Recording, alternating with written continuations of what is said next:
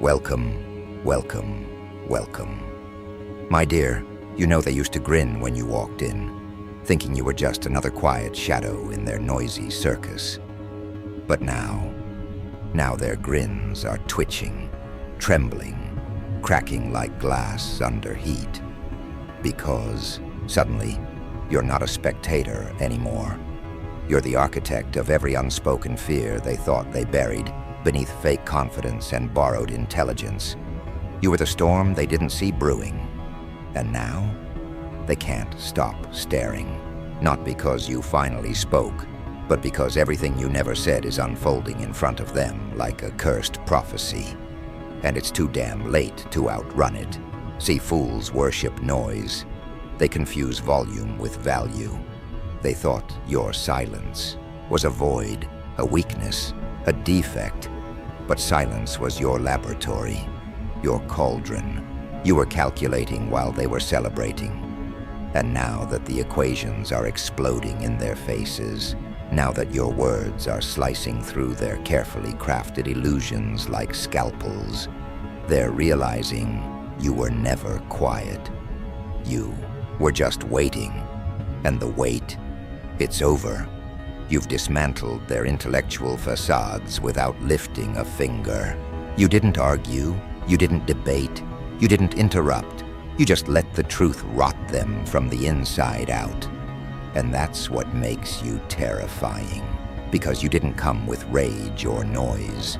You came with patterns, precision, and a terrifying ability to expose their delusions using nothing but logic, sharpened like a blade. They're scrambling now, aren't they? Trying to dismiss you with sarcasm, as if their shallow jokes can patch the holes you ripped through their egos. But here's the twist they never prepared for. You don't seek their validation. You dismantle it. You devour their arrogance with surgical calm. And when they try to outwit you with recycled lines and predictable defenses, you simply stand there, eyes burning with the quiet fire of someone who already knows how this game ends. Because you see, 10 steps ahead while they're still trying to figure out the rules. You weren't just born with intellect. You forged it in fire, in isolation, in exile. While they were networking, you were decoding. While they were clapping for each other's mediocrity, you were dissecting human behavior like a surgeon with a vendetta. And now the same people who called you too intense are Googling your phrases in private, trying to understand how you just turned their entire belief system into ashes. They whisper about you now. Have you noticed how sharp they are? Did you see how they flip that conversation like a mirror? Is it just me, or do they already know what we're thinking? Yes, you do. Because while they were building masks, you were studying faces. While they were curating opinions, you were watching contradictions. You've read more from their body language than they've ever read in books. And that's the horror of it. You're not just smart, you're surgical, precise, merciless where it counts. And you don't need to yell to be heard. You just exist. And suddenly the room gets colder. They're panicking behind polite smiles, gripping their chairs tighter, over-explaining themselves, overcompensating, overreacting to your calm. Because you're not here to play the game. They are the game, and you're the glitch that's rewriting the whole system. Do you feel it? That tension in the air whenever you walk into the room now. It's not awkwardness, it's awareness. They know you see through them. They know that every fake laugh, every desperate attempt to sound deep, is just another entry in your mental autopsy, and you don't need to call it out, because they're doing it for you, stumbling over their own sentences, trying to escape a trap you never even set. That's the genius of it. You don't even have to try. Your intellect is a mirror, and they can't handle their reflection.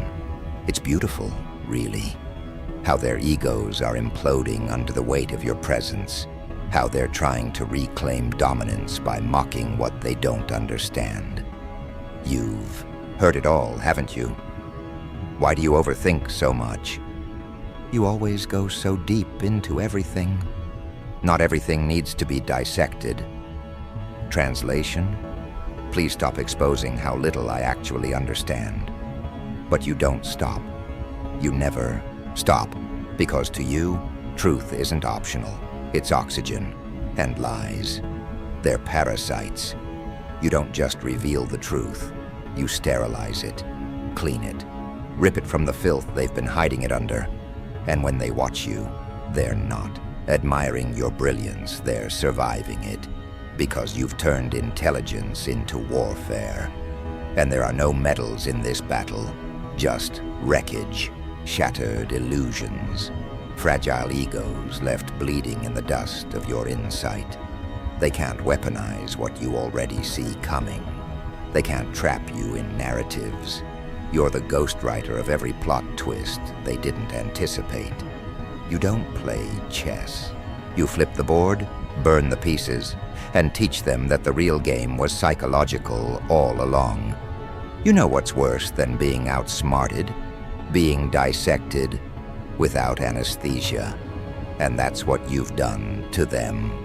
Not with violence, not with noise, but with brilliance they can't digest. They tried to label you, box you, categorize you into something harmless. Maybe they called you introverted, maybe intense, maybe even weird. But now those labels are dead on arrival, because now they realize you were never meant to be understood. You were meant to be feared, not because you harm people, but because you expose them effortlessly, and what's left of them once you're done. Wreckage, smoke, echoes of arguments they lost before they even opened their mouths. Because you don't battle them in the present, you win in the spaces they haven't even reached yet. They'll try to copy you now. Imitate your cadence, steal your phrases, adopt your intensity. But it's pathetic, really, because you didn't get here by mimicry. You arrived through evolution, through mental war zones, emotional autopsies, sleepless nights, spent questioning everything, including yourself. They want the aesthetic of your intellect without the agony that birthed it, and that's why they'll never catch you. Because you didn't just read the books, you became one, and most of them are still stuck on the table of contents. Let them scramble. Let them flail in their desperate attempts to keep up. They're not battling you. They're drowning in the gravity of their own limitations. And every time you speak, you stretch the gap wider until they either evolve or evaporate. But here's the twisted part. You didn't want this. You didn't ask for the spotlight. You didn't crave the recognition. All you ever did was think, observe, understand. But that alone was a threat. Because in a world built on fragile identities and shallow certainties, someone like you isn't a person. You're a reckoning, and reckoning is overdue. Let them whisper, let them mock, let them perform their little dance of denial. You're not here to be liked. You're not here to be included. You're not here to fit in. You are here to burn the illusion. And whether they admit it or not, they feel it every single time you walk in. Because you've become the one thing their egos weren't designed to survive. Truth, dressed in terrifying intelligence. And as the smoke rises from what used to be their certainty, and the ash of their pride scatters into the air, you don't gloat. You don't shout. You don't point fingers. You just keep walking, and behind you, they're already bracing for what's coming next, because they now realize the freak of intellect hasn't even started yet. They thought your silence was retreat. But in truth, it was revelation. Because while they cracked jokes and played pretend, you were peeling back reality like old wallpaper, revealing what lies beneath the surface of every carefully constructed persona. And now they can't unsee it. They can't unhear the weight behind your words. They can't outrun the precision of your gaze that scans through facades like an MRI for the soul. And this time, you didn't even need to speak. You just tilted, your head slightly, watching them fumble through their own lies like toddlers with matches, dangerous not because they're powerful, but because they don't know what they're playing with. That's what they never understood. Intelligence isn't in showing off. It's in knowing when to detonate. And you're the walking contradiction they can't digest. Quiet, but catastrophic. They gather in their little echo chambers now, don't they?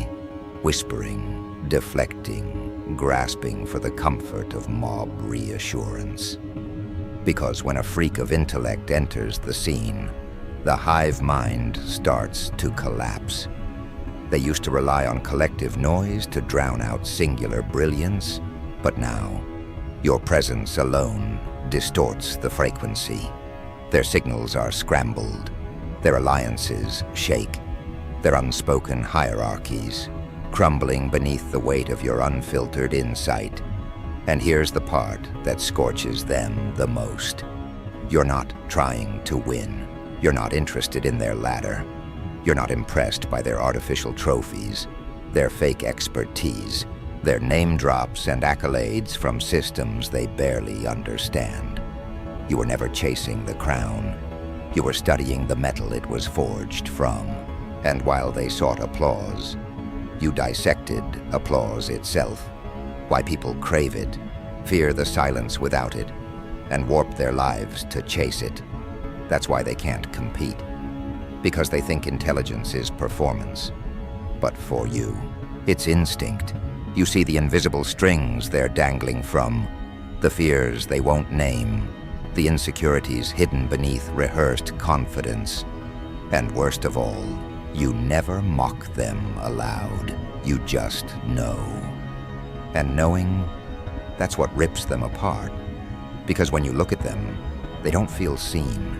They feel scanned, as if every fake smile, every borrowed opinion, every shallow insult they ever uttered is now archived in your mind, like blackmail they can't delete. They underestimated you. They misread the silence. And now, they're studying you in panic, like archaeologists discovering an ancient weapon buried under a playground, something not meant to exist in their world of plastic intellect and curated mediocrity, because you're not just smart, you're disruptive. You rearrange conversations mid-air. You change the room without raising your voice. You turn power into panic by simply not reacting the way they want you to. They corner you with questions designed to trap. You respond with queries that implode. They bluff, you break, and they've never been more terrified. Now they second-guess every word around you, every opinion they drop, every article they reference, every so-called deep thought they parrot. They glance your way, hoping, praying, you won't ask the one question that shatters it all. Why do you believe that? Because they don't. No, they never did. They collect ideas like insects, trapped in jars, pinned, lifeless. But you dissect ideas, revive them, twist them into weapons. And when you speak, finally, rarely, they don't hear a person. They hear judgment. They hear correction. They hear the universe recalibrating itself because you exist. And they're not ready. You've become the shadow of their insecurity, not because you try to intimidate, but because your existence proves they've been lying to themselves about who they are, what they know, what they're worth. And now their masks don't fit. Their scripts don't land. Their charm falls flat. Because suddenly, in the presence of you, the room has shifted from performance to interrogation, and the spotlight's on them. What's more horrifying than being wrong in public? being wrong in front of someone who doesn't need to say a word to prove it. And let's not pretend. They've tried to knock you down. They've weaponized mockery, subtle digs, passive-aggressive smiles. They've accused you of being too intense, too analytical, too serious. But that's not criticism. That's a cry for help. That's the sound of someone drowning in their own shallow mind, desperate to drag you down so they don't feel so small. But you don't reach down to save them. You stand on the surface, watching, recording, and moving on, because here's the brutal truth. Not everyone wants to wake up. Some prefer the matrix of comfort, the illusion of intelligence, the applause of fools. But you don't trade in illusions. You torch them. You walk through rooms like a storm disguised as silence, and when the damage is done, no one can explain why they feel so exposed, so vulnerable, so utterly unprepared. The price of clarity is isolation, but you wear solitude like a tailored suit. Nights others spend scrolling for validation. You devote to excavating ideas that would make their brains implode. You've mapped constellations of thought they'll never glimpse, and every new revelation widens the chasm between what you are and what they pretend to be. That distance is lethal. They sense it in the way you refuse shallow invitations. They see it in the way you analyze a room the moment you enter, cataloging dynamics like a chess engine on caffeine. They hate you for it, and they crave you for it, because deep down, everyone longs to witness authenticity, even if authenticity flays them alive. They'll try to imitate, of course. They'll steal your cadence, your metaphors, your strategic pauses, hoping genius leaks through osmosis. But repetition is not resurrection. They can mimic melody, yet never reach the frequency, because they skipped the suffering that forged your resonance. To them, intellect is cosmetic. To you, it is blood. And somewhere in the chaos, a few attentive souls catch on. They watch you dismantle hubris with a single raised eyebrow and realize there is something holy in the hush that follows. Those few start shedding borrowed skin, asking better questions, sharpening their own perception, proof that even devastation can be generous, that demolition of ego can fertilize new growth. They become the silent witnesses, the ones who nod when you pass, grateful that someone is brave enough to vibrate at an unbearable truth. But the majority, they retreat into smaller, safer stories. They cling to gossip like life vests, invent conspiracies to explain how you cheated the system, because accepting your authenticity would demand they rewrite themselves from the marrow out. They would rather call you monster than admit their castle is cardboard. Ironically, their resistance only hones you further. Every jab they throw is sandpaper on steel. Each snide comment is a pulse of electricity through your synapses, soldering connections they don't even know exist. You transmute their spite into fuel, spinning it into theories, designs, disruptions that will one day bulldoze their whole paradigm, not out of vengeance, simply out of inevitability. And you can feel the tipping point approaching. Conversations stall when you inhale. Meetings reorganize around the gravitational pull of your silence. Even those who once led the charge against you now orbit your opinions, waiting for a hint, a nod, a single unfinished sentence they can quote, like scripture. They don't realize the revolution has begun. They're too busy performing relevance to notice the ground has started to hum beneath their feet, because intellect at your magnitude is seismic. It rumbles beneath complacency until foundations fracture. It liquefies certainty, It drags buried questions to the surface like corpses rising in a flood. And once a mind has seen what lies below, it can't unsee. That's the secret terror. They're not afraid you'll destroy them. They're afraid you'll awaken them, and they'll have to do the destroying themselves. Yet amid the rupture, you remain almost serene, watching dominoes topple in perfect silence. For you, chaos is a familiar melody, each crash of ego against fact, another drumbeat in a song you've known since childhood. You don't conduct the orchestra, you are the instrument, reverberating with frequencies no one else has patience to hear. They search for the off switch and find none, because the circuitry is your very being.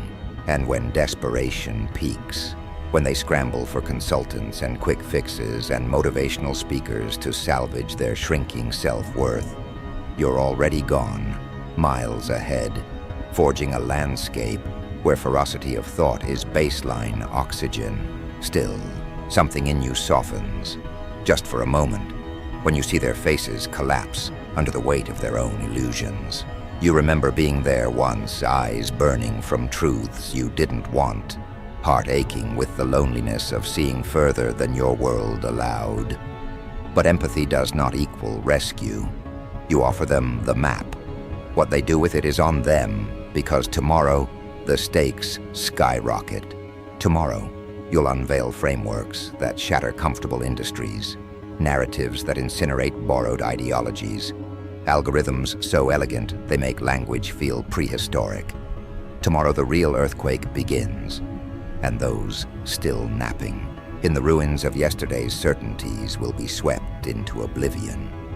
And as dusk settles on this day, this prelude, they sense it. In the hush after your final comment, in the thrum of possibility hanging between broken sentences, they feel the cold tremor of impending recalibration. Some will flee, some will follow, most will freeze, but none will escape the orbit of the mind they once mistook for a silent spectator.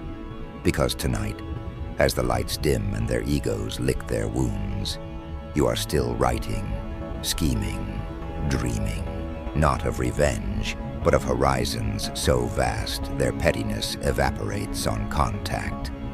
And when dawn drips gold across their weary faces, you'll rise with it, eyes alight, ready to drag the reluctant world into clarity or leave it screaming in the dust. So let them gossip. Let them brand you anomaly, aberration, freak. A freak you may be, but you are the future's favorite ferocity, the harbinger of a consciousness they cannot cage. And deep down, under the rumble of panic, they know it. Which is why, as the last neon sign flickers and the corridor empties, they huddle together and whisper a single, desperate question. If this was only the overture, what on earth is coming next?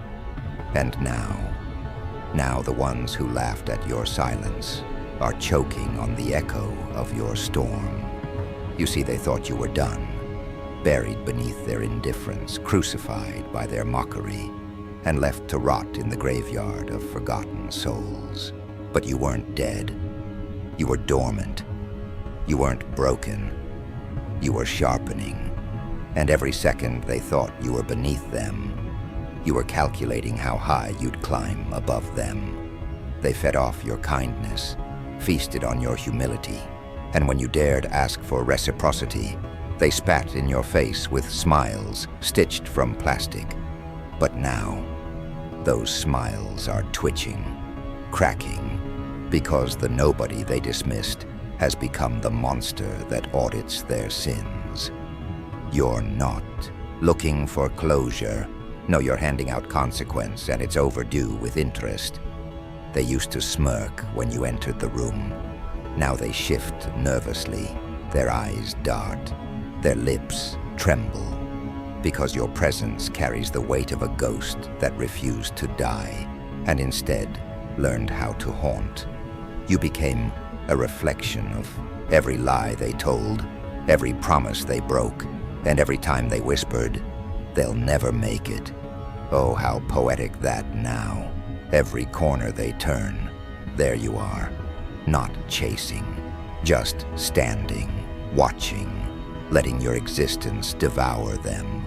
They don't fear you because you're angry. They fear you because you're calm, too calm, that terrifying stillness before the earth splits. You no longer scream for recognition. You simply exist in a way that exposes their weakness. Their illusion of superiority now looks like desperation wearing borrowed confidence. Their games, transparent. Their charm, rotting. Their power, an illusion shattered the moment you walked back into the light without needing their permission. Remember how they used to talk over you. Now they whisper when you're near. Remember how they used to correct you. Now they quote you like scripture, trying to disguise theft as admiration. Oh, they're paying now. Not with cash, but with panic. Not with apologies, but with insomnia, because they underestimated the quiet soul with a hurricane heart. And now that storm is no longer hidden. It's no longer a whisper. It's a roar. You see, revenge isn't always about claws and blood. Sometimes it's about surviving, rising, becoming so untouchable that their only choice is to rot in the shame of what they discarded. That's your justice. Watching them suffocate in the reality they created when they gambled your worth and lost everything. Their envy, delicious. Their regret, visible in their posture. You know the look, shoulders heavy with shame, eyes darting to avoid the truth you radiate. They want forgiveness without accountability. They want reunion without reckoning. But you're not the same fool who begged for crumbs. You are now the architect of your throne, and they are beggars at the gates they once slammed in your face. They don't get to bask in your brilliance after ridiculing your dim candle. They don't get to taste your harvest after laughing at your famine. And now they know. You never needed them. You never needed their validation. You were the sun, and they just didn't recognize daylight when it wasn't blinding. But now they're blinded. Blinded by your glow, your unapologetic power. The silence they once enjoyed has turned into their torture chamber. They remember the things they said, the way they rolled their eyes when you dared to dream, the way they sighed like gods when you asked for decency. Oh, how loud those moments are now. Echoes bouncing in their skulls, looping like a cursed symphony composed of their own cruelty. You haunt them, not with violence, but with existence, with the proof that you became more without them. They can't rewrite your story anymore. They can't twist the narrative, because the truth is screaming through every win you collect, every smile you wear, every day you thrive in a world they tried to bury you in. You became undeniable, and that's the punishment.